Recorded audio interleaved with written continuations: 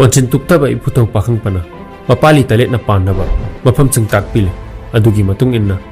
ahan bada mangang ipana palamba mafam di kanglagi oksang ta laiki mathangda sangakai ta laiki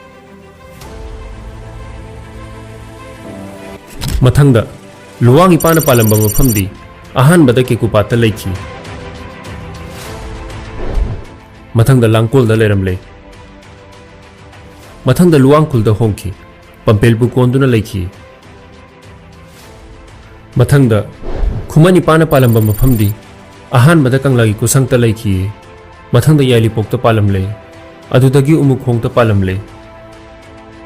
adudagi laikoi pongta hongki adudagi pumlelda hongki mathangda angong palpai pana palamba mafamdi ahan bada kanglagi konthongda laiki adudagi konthada hongki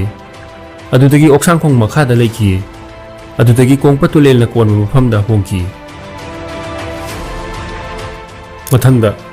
moilang ipana palamba mafamdi ahan bada sana kaitel ki nongchupta laiki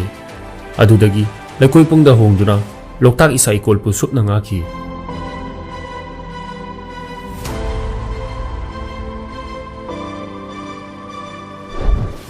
mathangda khangan pai pana palamba mafamdi ahan bada salang mai ta pan ki adudagi kangpuk pita leilamle adudagi langkol ta laiki adudagi luang ching ta laiki mathangda takna khana kon mafam da laiki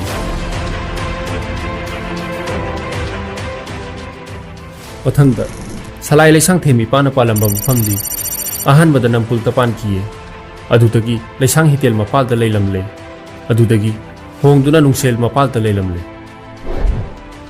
Konchin tukta pa iputo pakang pana salai lop sakai ki matung inna kanglei talet makta mapali talet makku panan kali